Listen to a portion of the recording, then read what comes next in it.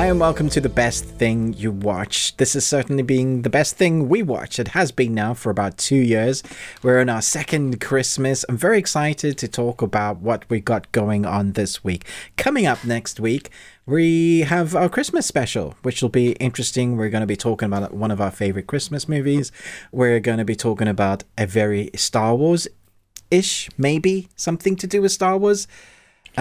Which I've been assured is amazing. So if it's not, we'll blame Chris. For our Patreon this week, we are going to be talking about what, Chris?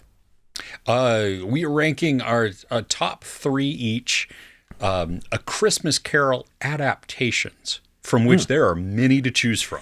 I was researching that today, preparing, and I was like, holy crap, there's a lot. There's a lot of Scrooged humbug. Yeah, there are a ton of them.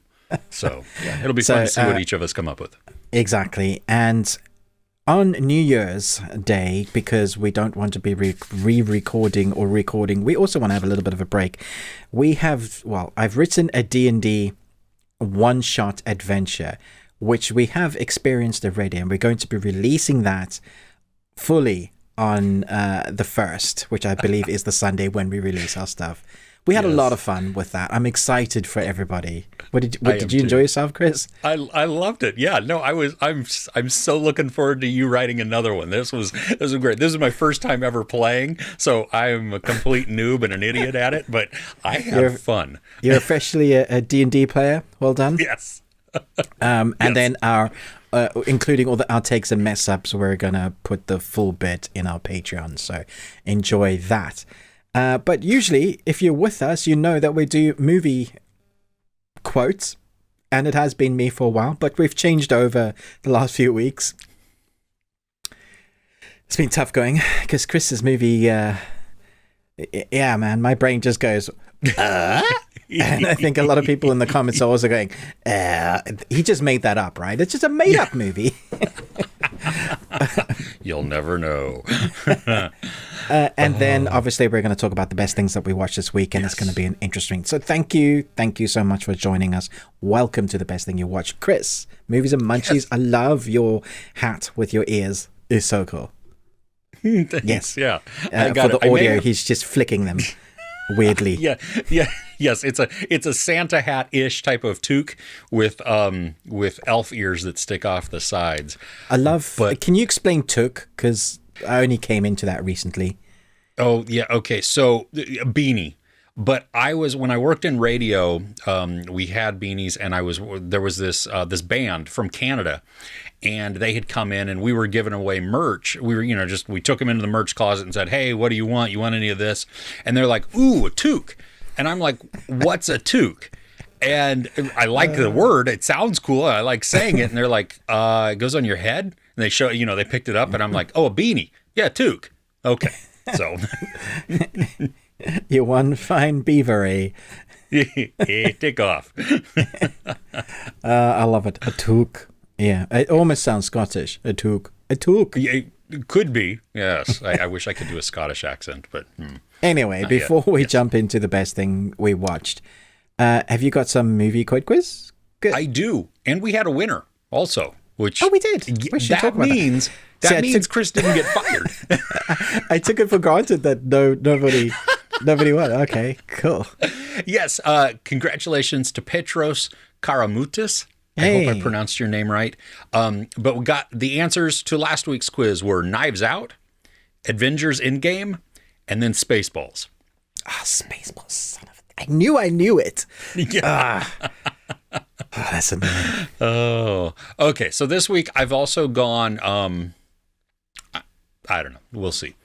Maybe you'll get it. Maybe you won't. I don't know. Some of them may sound very familiar, though. I think that's where it's going to be probably the most. Okay. You ready? Yeah. Okay. Number 1. All those moments will be lost in time, like tears in rain. Time to die. Cool. That's only half the quote, because the full quote first is long, but then I think gives it really, really away. So there you go. Sure. Yeah, no? Okay. Does it ring a bell? No. Okay. Like I wanted to say No Time to Die, but that's too obvious and on the nose, so. Yeah. Yes. No, you'll kick yourself later. Great. I will ask somebody else to do that. It's quite hard to kick yourself. Yeah. Okay, number 2. I am not in danger. I am the danger. Sounds old. Not too old. No. Okay. Yeah. Okay, last one. But Jack gave me the perfect gift. Excuse me. Let me start over so I can actually speak the right words. But Jack gave me the perfect gift, a stamp in my passport. He took me to Florence for our honeymoon. I guess you might say he gave me the world.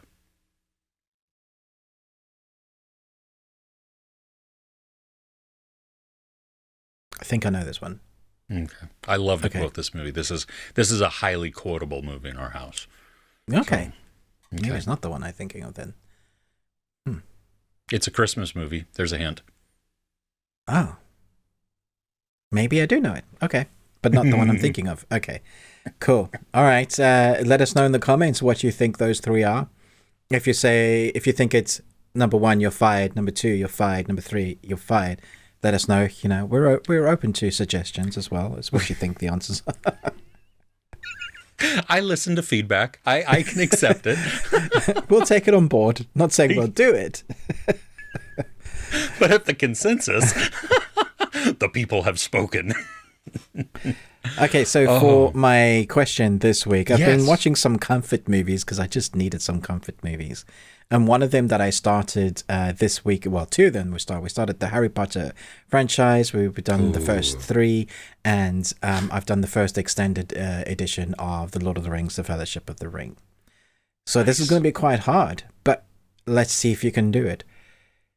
Taking away the protagonists, who are your top 2 favorite characters? Please rank them. In which movie? In the Harry Potter movie franchise, and the Lord of the Rings. Lord. Okay. No protagonists allowed. And how many? Just one, the top? Unos, dos, 2. 2. Top 2.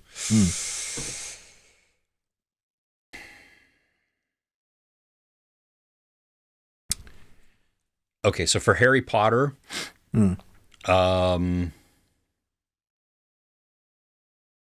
oh dang, no, oh shoot! I thought I was confident there for a second.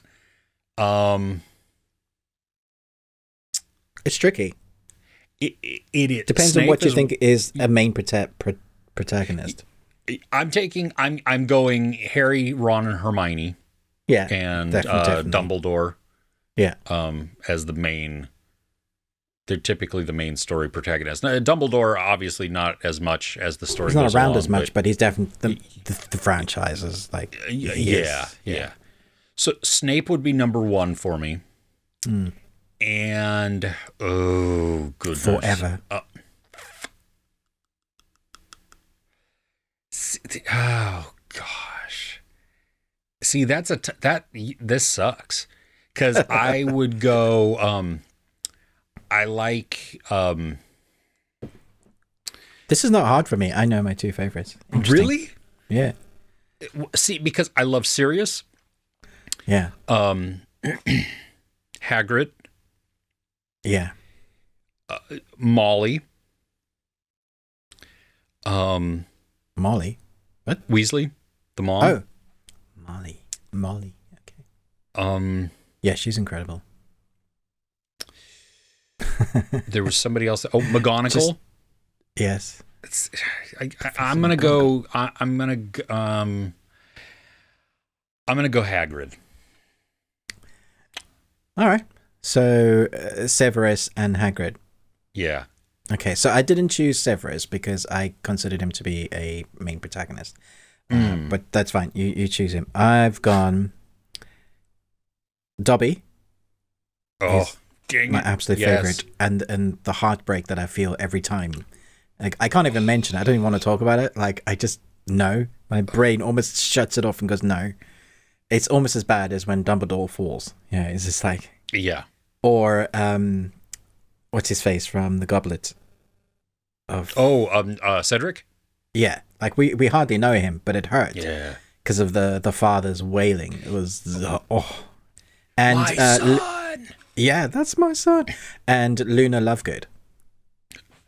Holy crap! Absolutely love her character. Nope, I'm changing my answer. Luna is my number one. Oh my goodness, I love her. She puts a smile on my face every time she's on screen. I mean, that's a character that's gone through so much as a fan, but she's still so awesome to be around. A little bit loopy, but that's what makes her character awesome. The best. Yes. And, Master has given Dobby a sock? Come on. Dude. Oh, man. Yeah, no, that's so good. Oh, okay. So then we move on to Lord of the Rings.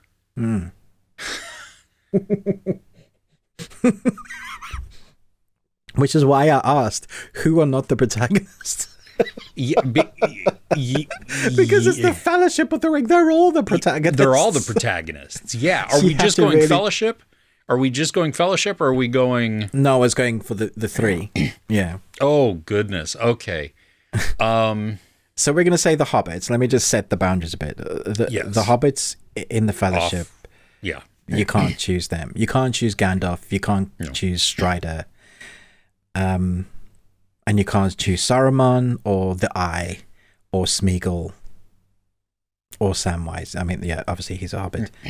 I think... Or Gimli. Or Gimli. Or Legolas. Any of them in their original... But everybody else, I think, is up for grabs.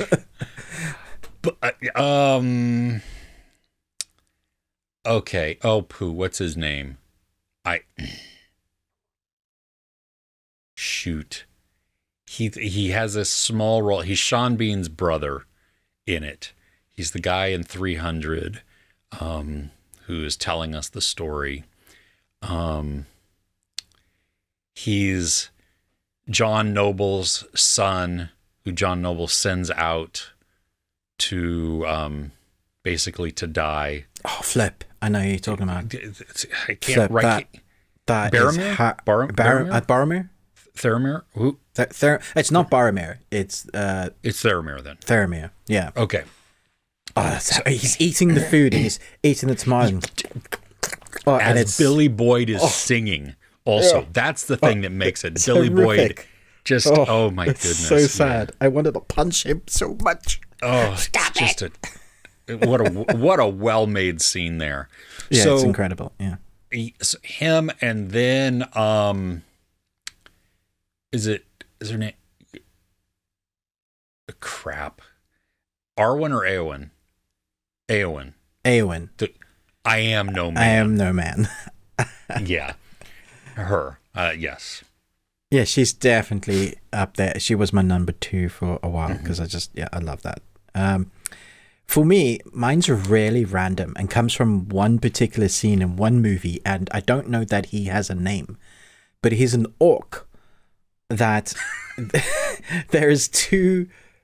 It's during the fighting, and it's near the beginning of the 2 towers, and Pippin they've been taken, and it's fighting at night, and they're crawling away, and there's one orc that just wants to eat them and follows them right into the trees. That whole scene is harrowing because of that orc. That orc is incredible. I've always loved that scene, and I just love his he's spitting it.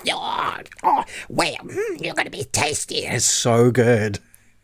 Hey, so I want you to think about this the next time you watch it. Yeah. To me, he looks exactly like Alice Cooper. Oh no, what have you done? He really does look like Alice Cooper. That's all I see. No joke. Alice Cooper orc. Oh my gosh. Flipping heck. Okay, well, so I've ruined that for you. Who's your other one? Well, if we were including the Hobbit trilogy, which I guess we're not, but Radagast is my all-time favorite wizard. Oh, I love him, and I like what they did with his character. But again,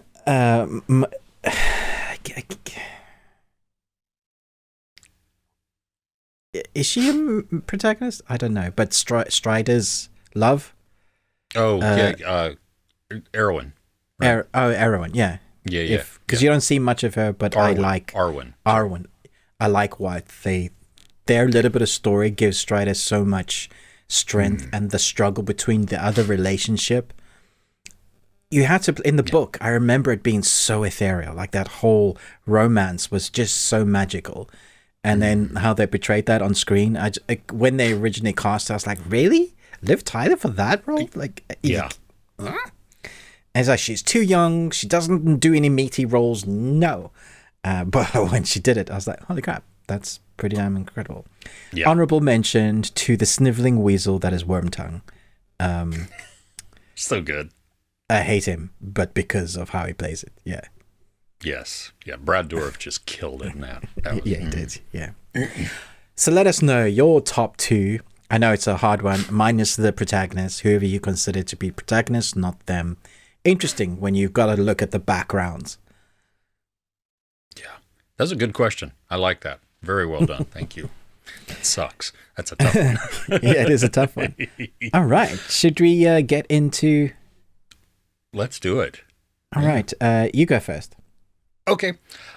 This one grew on me incredibly fast. I wasn't sure at the beginning, especially when before I even started watching it, but it is Netflix's The Recruit with Noah Centineo. Dude, right? So we have a quick synopsis. He's a brand new lawyer to the CIA. He's 24 years old. He has no field training, but he gets thrust into the field to do operative stuff, kind of by accident. He never wants to do it. He's not trying to do this. He's not trained to do this. And he's trying to protect the CIA and the country from a former asset who is threatening to just spill all these secrets because she is accused of a major crime. And so she's using that as leverage and stuff. And so it's that whole story that plays out. And honestly, I was a little nervous going in because, I mean, while I like Noah Centineo in the To All the Boys movies, I think he works as that, as that cutesy back and forth type of thing. I haven't watched them, so I didn't know. Oh, okay. Well, it is. The first one's really good. I mean, they're all decent, but the first one's really good. But that's a rom-com, Yeah. And this is not a rom-com. And so I was just kind of like, let's see, can he transition out of that? And dude, he grew on me because of how normal he was. I mean, he fumbles around. He goes in things like unplanned. He gets beat up a lot. So he added so much realism to it and relatability within that character. Even though I can't relate to being a lawyer or to somebody in the CIA, I can relate to new on the job and, not being the superhero guy. So, what'd you think? Because I know you liked this too.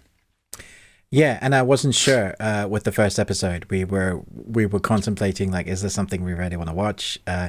This actually, I'm of the frame of mind that it shouldn't work because it has three different series. There are three different series here, or basically different genres that are somehow mixed into one that really work well. You've got the Office type of comedy, dry comedy, that is almost The Office without two characters that don't really have much backstory, but they seem to be wanting to always piss off our main protagonist and get him in trouble. That's their lot in life. And sometimes they're unfunny, sometimes they're just not, sometimes they don't work. I like The Dude because they give us a little bit of his background story that seems to be much darker.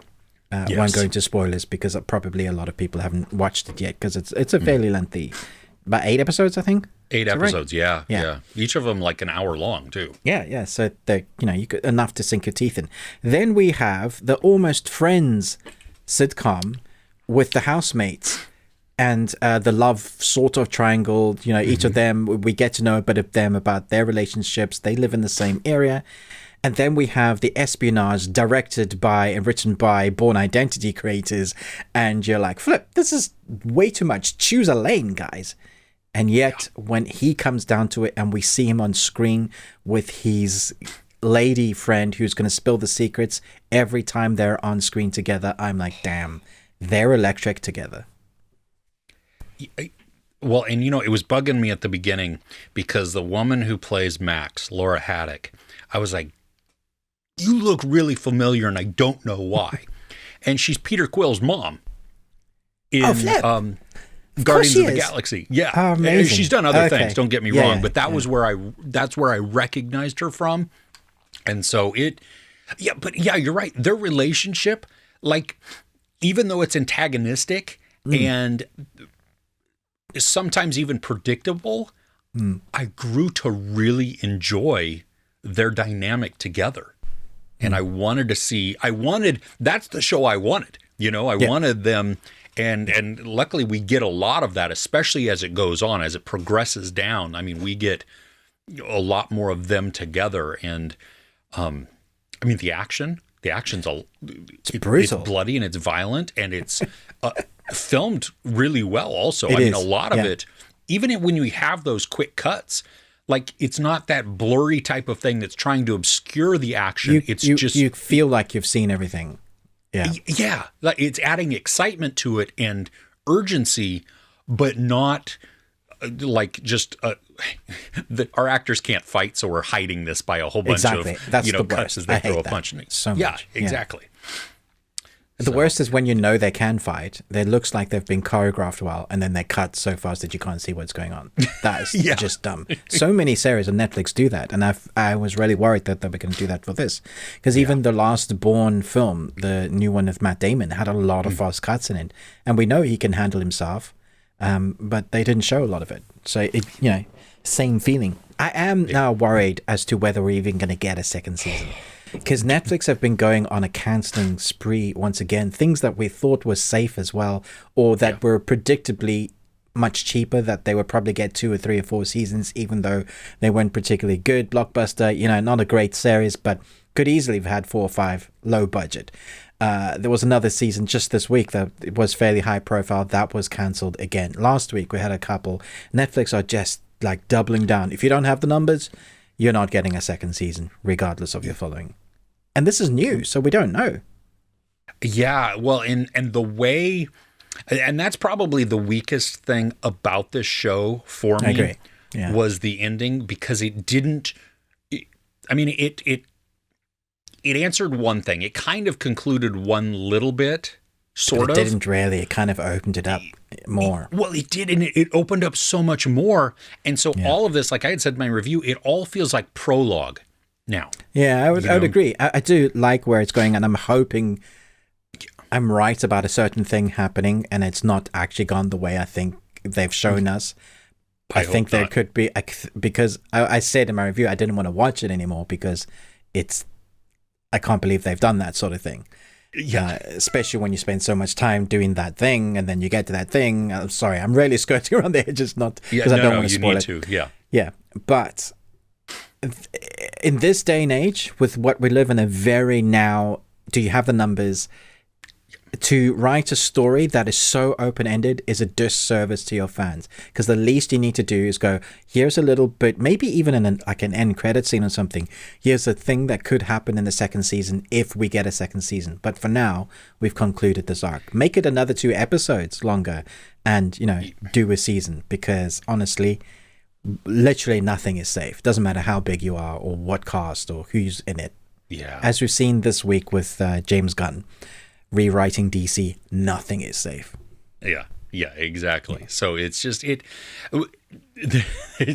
there was a character in this, and I'm going to be vague also, but this character continually pissed me off, even though they had the best of intentions, but they kept causing problems because of meddling. And it's like, just stop. Just and I loved that tension that it created in me, because I didn't want to dislike the character, because the character itself is not dislikable and not a bad character, but the actions unintended. But stop. Yeah. I think it's written in that way on purpose. There is a character that I love to watch, but I feel for, and is probably my favorite character, but is not part of the main arc. The dude in The Office who is Christian Brun. Yeah, he's a broken man. You come at him in a time of life where he spent a few years already. This is what our new lawyer has to look forward to in a few years, and he's literally you're just watching a man breaking down further and further into a hole so deep that he will literally just be a puddle. You will walk in one day and he probably will have a sort of stroke, or some sort of like mucus will be falling out the corner of his mouth, and he'll be sucking his thumb, rocking back and forth. I mean, he essentially is doing that anyway. But watching him break down or just be at like tension level 49 out of 10 is hilarious. And he did it so well, too. That's the thing, that he was just, I mean, he was exasperated the entire time. And you feel for him. And yet, see, that comedy right there, that worked for me. Because it felt natural versus the duo where that felt kind of misplaced. They didn't really know what to do with them. Like, what is the point of them? Yeah. Well, and I never got the whole rivalry type of thing. And like, why is it everybody at the CIA is against each other and nobody's working together as a team? I thought that was really weird. I was like, if that's the way you run the CIA, nothing gets done ever. It's plausible deniability. See, if I don't know about it, then I can't be called. There is a moment with I don't think it's words, but there's a moment when there's a meeting and everybody speaks in riddles. That guy with that thing is a thing of the MacGuffin with the whatchamacallit. Yeah, that's totally gone blue for the black guy with the little birdie thing. And he's just like, yeah, but Asia said, no, like, no, la la la la la la la la la. Because plausible deniability. Very clever. When they all just, it is like that. It's that whole visceral reaction by everybody else. And but still, yeah, great fun. Yeah, it is. I really hope that this gets renewed, at least for a second season. But I do agree with you, too, that, you know what, we need to, on these new series, they need to start wrapping up their main storyline and, you know, of this story that we're getting. And then you can open it up for future stories that could continue on. But when you don't answer any of them, that's rough. Yeah, it's rough. Anywho, my first one is a bit of a double whammy. I'm going to talk about The Witcher Blood Origins and The Witcher Wild Hunt. The Witcher Wild Hunt has just been released for new consoles. It's an update that's free if you already had the PS4 versions or the previous version, and they've included some Netflix content that has come from the series to be in the upgraded graphics. I've been playing it this week, and they've done some amazing stuff with the controllers, putting the character closer to the screen. It's just so much fun. One of the best stories in gameplay ever. So it looks fantastic again. It's on new consoles. Go and try it out. If you've played it the first few times, you're going to love it. If you haven't played it before, you're in for a massive treat. Consequences, man. I was again looking up a storyline because I wasn't sure. I wanted a particular character to survive, but I wasn't sure what path or stories I had to do first in order for that character to survive. And then I realized I had to sacrifice a bunch of children to make another character survive. Ooh. Those are the type of choices you have to make in this game, and it's just like, but there's no happy answer. There's no good answer. It's just bad or worse, right? Or horror. And those are the stories you'll always remember. So if you're looking for good story in gaming and you get to be that character, it's fantastic. That new camera, it moves closer to the character with fighting and on your horse. So instead of being further out, it makes you feel almost like first person, but not quite. You're still third. Fantastic. They have two difficulties. One for Gwent, the card game that they've got in there. You can like, do you want to win at the card game now, or do you want to lose? I'm like, yeah, I'm going to choose easy so I can feel like a champion. I would suggest choosing story mode if you don't want to play a hard game. You're just there for story, because that's going to take us time. And then we have Witcher Blood and Origins, the first kind of new Witcher content we've had for a while. We've had the anime, which I thought was incredible, Nightmare of the Wolf. we're getting season 3, Henry Cavill's last Witcher outing, and now we have the prequel as to the origins of the Witcher. Basically, this is the creation of the first Witcher. Surprisingly, it's only 4 episodes. It's very quick, one and done, and I think that is its biggest weakness. Just as you're starting to love those characters, it ends. It's just like, oh, that's it. So the creature designs are fantastic. It's the first time this world is experiencing creatures, because there is a convergence, a conjunction of stuff that happens that basically enables the Witcher to be born. If you remember like season 2 of The Witcher, you'll remember how traumatizing it is to become a Witcher, and they go through that, but way worse because it's the first one. Michelle Yeoh is incredible, but the cast here within are fantastic as well. There is a bunch of hate for this series already, because apparently from what lore there is from the books, the writers have changed them, and so before anybody's even seen it, they have prejudged it. Like on my review, it's just blah blah blah blah blah blah blah blah blah blah blah blah boop comments and just a bunch of thumbs down. I know people can't see that, but if I could show you, it would be like, this is people judging before it's even out. That's so weird. Yeah, it's weird. Yeah. I have the screeners for this. I haven't watched yet, but I've been looking forward to it. I loved it. I mean, it's not brilliant. I don't think it's on Witcher scale. I don't think they've had the Witcher budget, but for what you get, I mean, you got to come at the perspective, it's a fantasy series that's 4 episodes long, that's starting something that is their adaptation and version of it. It's not the books, it's not the games, it's their idea of it. So if you want something that is so closely related to it, that's not going to be it.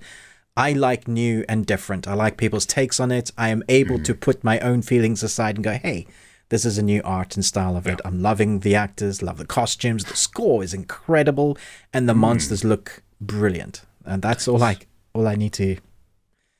need from a fantasy series, really. Yeah, well, exactly. Yeah. And so this is really, it's more so like a standalone type of thing that lives within the universe of The Witcher, but is not necessarily. There is a wonderful connection to The Witcher, though. Yeah. Oh, okay. And it's done really well that way. I thought, I wonder how and if. And and you kind of, I guess you kind of get it from the trailer if you've seen the trailers, but yeah. It's very cool. So that answers then why they can do it differently then, and it's fine. Yeah. Yeah. Upset to be upset. It does seem like that anything now, I mean, especially now, after The Lord of the Rings, anything that has pre-books, those fans come out in their droves and will not like anything new. I mean, Lord of the Rings, the Rings of Power is a classic. Yeah. We had the Amazon fantasy series. People hated that. Wheel of Time. Yeah, Wheel of Time. So you can't do anything new. Sometimes it just is just bad, but that's again everybody's perception. Well, and really, nobody else has seen it yet. So yeah. I mean, I don't, go in with the open mind of like, well, let's just see how this is. Hating on something, but then I think they will stick to their guns because they don't want to be shown up, right? Like even if they liked it, or they won't allow themselves to like it, they'll go in with the mindset of, this is crap. Oh, look what they did there. Oh, I saw somebody's wire work or something. They'll find bits to hate about it. Yeah. Okay. So I saw a tiny movie this week. Okay. Tiny as in small on screen or short in length? Short in length, small in scale. It was almost an indie film, I think. It was a sequel though. It was called Avatar: The Way of Water. Tiny. Yeah. Let me just say this. Okay, so I'm not going to talk spoilers because a lot of people, including yourself, have not seen this yet, and so it's 3 hours and 12 minutes, which I know I can go most of the day without having to pee. There is something though about sitting in a movie, that your brain and your bladder just go, nah, let's make them uncomfortable.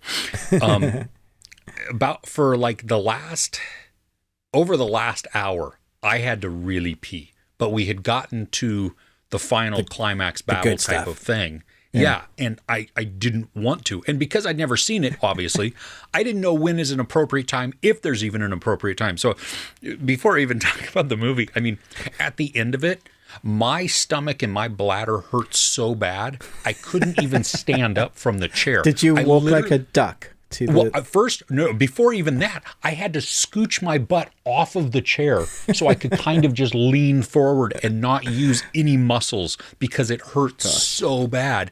And then, yes, I waddled to the bathroom. So can you tell us, without spoilers, good pee breaks? Yes, exactly. Yes, and that's what I wanted to do.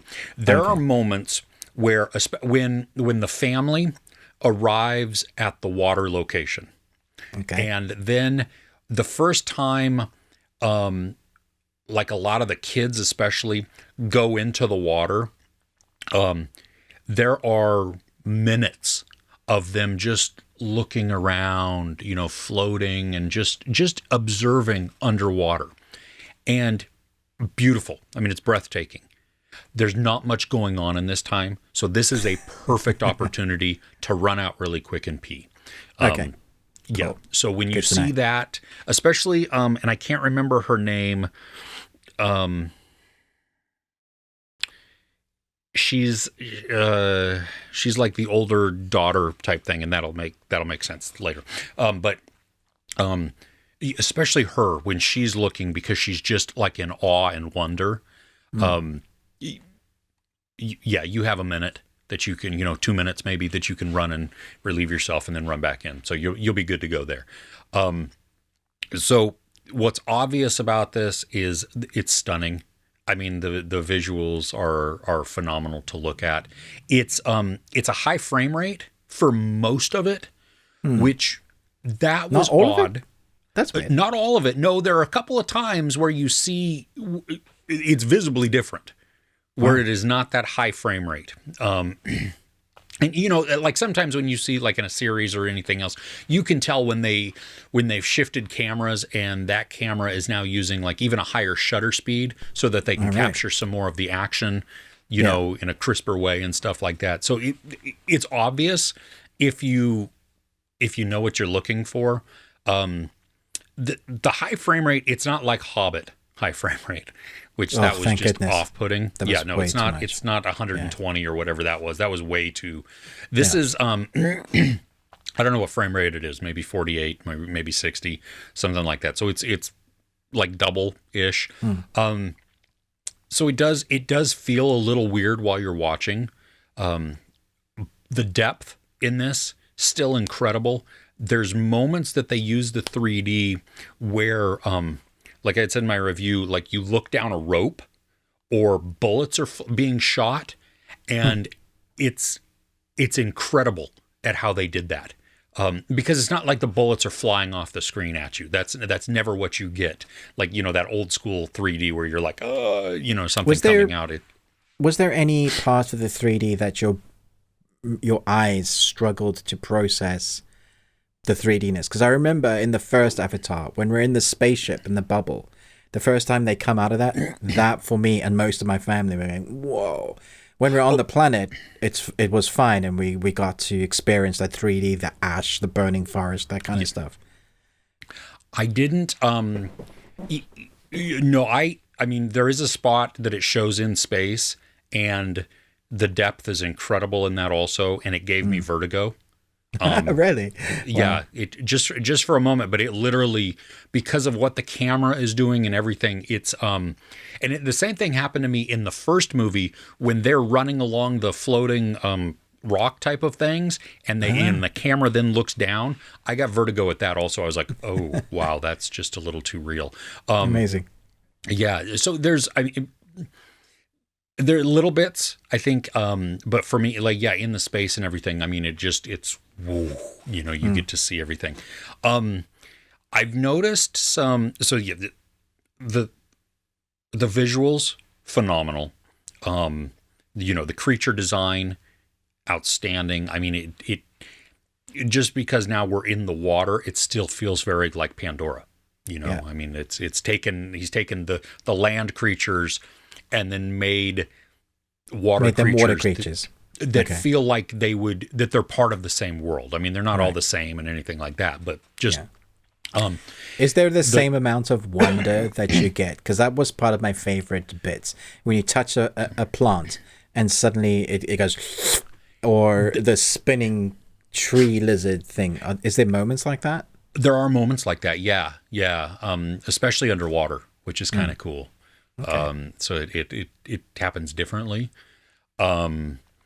The story I've seen a lot of. I'm sorry, what? I was gonna say the story. I've heard the criticism that it's the same as the first one. It's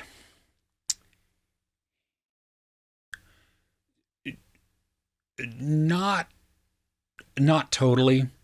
Okay. The impetus may start out the same, like the whole. I don't even know if they use the word unobtainium. They might once, which is just the stupid name, but whatever. Isn't that the same thing that the X-Men have to deal with? No, that's adamantium. Someone else uses unobtainium. What's the metal in the MCU? Vibranium. Oh, okay. Adamantium, vibranium, and unobtainium. They're all stupid, sorry. Yes. So the story, does it have similarities? Yes, it does. And I've seen criticisms that talk about, I didn't feel any family connection in this. I didn't feel any connection to the characters. I disagree with that. Now, I felt that this was a good story about family. Is it the best story about family? No, it is not. But you see a lot of different aspects within this that all tie together and and share similar lines so that they can reinforce each other. Like you may have a character who feels like an outcast or like overlooked. Well, that plays out in other ways also. You might have one that's lonely, and that also plays out in other ways. The stress of just protecting family, and especially with Jake Sully's character, we're seeing him in a different role because he was soldier, and now he's dad, but soldier still, and that trying to negotiate that. The movie does set up for number 3.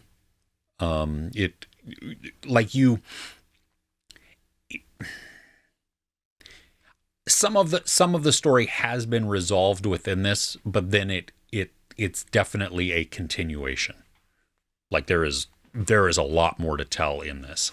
So it's almost like it could be, I don't know if part 1, because I felt like the story, it had some resolutions to it. Yeah. And it has some emotional moments as well. The action and the intensity, the urgency of it, it was really good. It became very exciting. So yeah, it's a lot of fun. I don't normally pay for 3D. Yeah. Ever, and if a movie that I go to is that, well, actually, I don't even search it out. I don't want to pay the extra for it. But yeah, Avatar, this one. How much of a cliffhanger is it? It's not a cliffhanger. Okay. It's a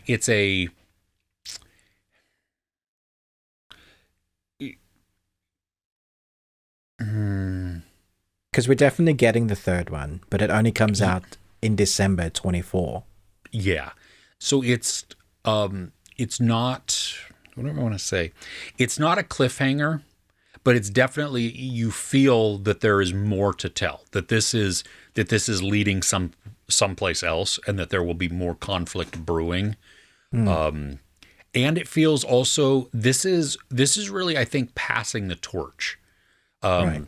The kids are more of the focus in this even though you have Jake Sully and Natiri, except she's in it less than I thought she was going to be, which I had a theory from the trailers, which of what it was, and I'm not going to say what the theory is, and I'm not going to say whether or not I was right or wrong, but just her amount of screen time did surprise me a little bit. It was less than I thought it was going to be, but this is that passing of the mantle, where I think story number 3 is going to focus heavily on the kids and the next generation, and you will see even less of Sully and Natiri. So, yeah. Wow. Okay. That's interesting. I heard James Cameron speak this week saying that if audiences don't embrace the second one, the third one it's written like it can be the end of the Pandora story.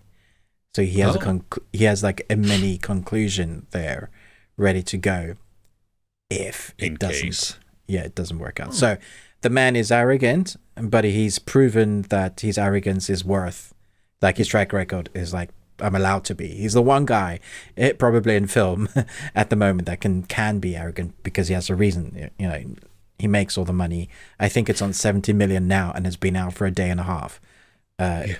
It's incredible, really. What he. Yeah.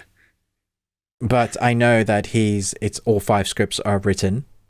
Most of 3 is filmed. I think they've just got to do the end. They've filmed some of 4. And they're waiting to go and do 5, and then he's talked about his story for 6 and 7 if the world likes it. Which the guy is like, I'm Avatar now. That's me, James Cameron Avatar. If and if he could do more with the world, you have to take the story in a different direction. I think it has to move on. It may even need to move on from a different planet, like. Does it have to always be on Pandora? Well, do they have? I don't know. It doesn't really, because it's just the whole point is the avatars. Yeah, exactly. That become. Yeah. Anyway, it's fun. I'm really looking forward to. We're going as a family on Christmas Eve. It's a yearly Christmas movie. This is the one we've chosen to watch for spectacle. Nice. I think it will do that at least. Totally. I think you're going to have fun with it. For nothing else from the visual standpoint, but it's entertaining. And if you liked the first Avatar movie, there's no reason to not like the second Avatar movie. So. Okay. What's next? I'm trying to decide whether I want to save the stuff for the audio segment, because we're talking about the Golden Globes, and the stuff that I've seen this week has mostly been to do with the Golden Globes. So we could do an exclusive bit there. I can say that I'm continuing to watch Alchemy of Souls. I'm doing weekly episode reviews. I've roped in my wife because she's sitting in the bed next to me while I watch these episode reviews, and now she's like, are we watching a new episode? So she is gripped into the thing that makes this series good is it's just a soap drama. It's like it's one of those that once you know the characters a bit, you can't help but be involved in their whatever they're going through. And season 2, I would say, is so far for me isn't as good as season 1. Okay. Because we do have a kind of changing of the guard. The actress that played the first one isn't in the second one, and so they've written in the storyline. That also makes sense. It's a very clever storyline, but a lot of the comments are like, but it's not her, and we're giving it a chance. We like where the story is going. We just hope it gets there more.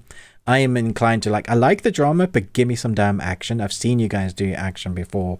There's a lot more drama than action at the moment. So fingers crossed it continues to develop its story. There's only 10 episodes this season, so it's not like the last one is 20 episodes, but each episode is an hour and 20 minutes long. So it's meaty. Yeah, there's a lot of drama. Chris. Is there anything else on your list?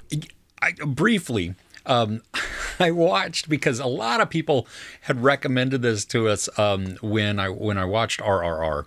And the director of that, back in 2012, I think it was, he directed this movie called Eega, which is The Fly. And the premise, it just arrived on Netflix. Okay. So I checked it out, and it's... How do you spell that? This Eega. Eega. And it is... Okay, so it's not in the UK. Oh, poo. Maybe it's on Prime there, because it was on Prime here for quite a while. But you have this guy who is in love with this girl, and he flirts with her and everything, and this other guy, this bad guy, the antagonist, also likes this girl, but he's a bad guy. And he ends up killing the dude, the first dude. Okay, Prime. Well done. Nice. Okay, sweet. The guy that gets killed, he's reincarnated as a fly. And what? Yes, you heard me, a fly. And he now is exacting his revenge on the dude that killed him. Oh my, as a fly. As a fly. Dude. So how does he do that? I said it's kind of like a long Mr. Bean sketch. Okay. You saw Man versus Bee? Kind of like that, except better. It's hopefully better than that. Yeah. Yeah. The graphics, some of the graphics are amazing. Some of it feels very dated. Right. The best thing, or at least the way that you go into this movie, though, is there is dialogue at the very beginning that is the most important to set up why we're watching this story. Okay. And it allows then for any ridiculousness that you see happen. Like it then fits within the world because of what is set up at the very, very beginning. And it's just voiceover. So you want to make sure that you're really paying attention to that. And it's just a lot of fun. I mean, it's silly. There are the song and dance numbers. There's crazy, crazy action. There's so many plot conveniences in this. And yet, it's just a lot of fun because you watch this fly doing things and tormenting this guy. And the buzzing of the ear and of the eye and everything. And just the sound effects. I was like, bzzz, and I'm like, oh gosh, that's like, when you hear a fly in the house and it's like trying to get out or it's banging against the window or something like that, and it's just, it drives me nuts. And so it's fun. It's a little long, the movie, but, listing all these negatives, there are points where it feels a tiny bit repetitive because, you're watching Thing antagonize the villain reacts, Thing antagonizes the villain reacts, Thing, right. Repeat that. There's still an emotional arc within there also because this is kind of a love story as well. And again, you always have to go back to the very beginning that explains the ridiculousness that you watch going forward. But I am not upset that I watched this at all. It was fun. It was kind of what I needed. Also, I needed something a little silly and something just a little weird. And this fit all of that bill. The song and dance is not excessive. The slow-mo is not excessive.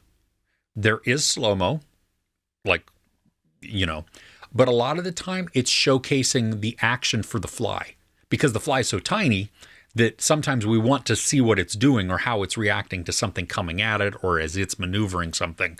And so it will slow down a little bit to show us that detail and then speed up and we get to see the chaos that ensues. Can you see how the director went from that to RRR? No. Really? No. Yeah. The story, I mean, if you go from love story, yes. If you go from some of the action, I think, yeah, okay, you can see that too. Just by taking something that's unexpected, I'm going to have my character throw a tiger. you know, okay, yeah, I can see that, but the stories are different. Well,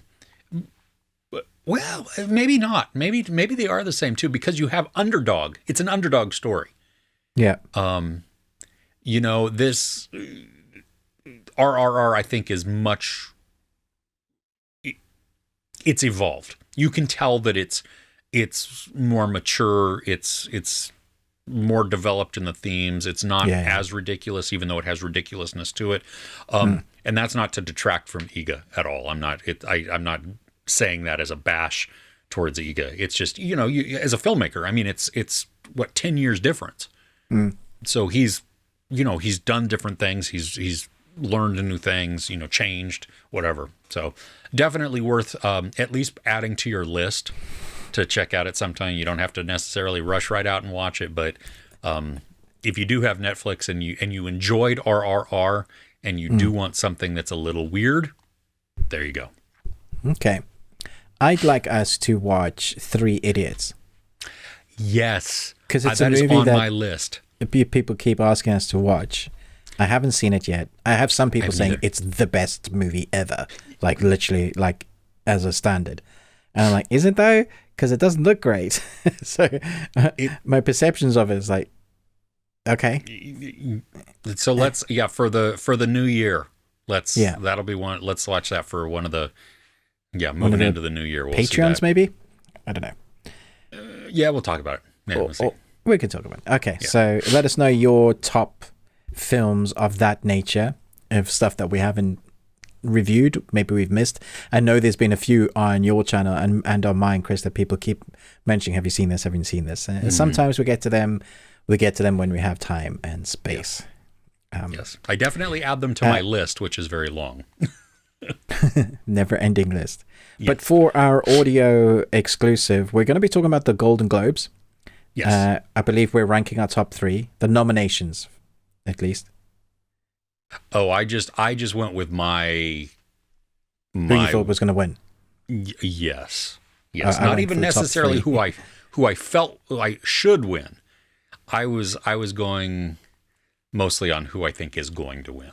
Oh, because of okay, cool. So that'll be interesting. Yeah. So we're talking Golden Globes, and we're going to talk about Delicatessen, which I think will be very interesting because we both hadn't seen it before, I believe. Had you seen it before, Chris? I had not seen it before, no.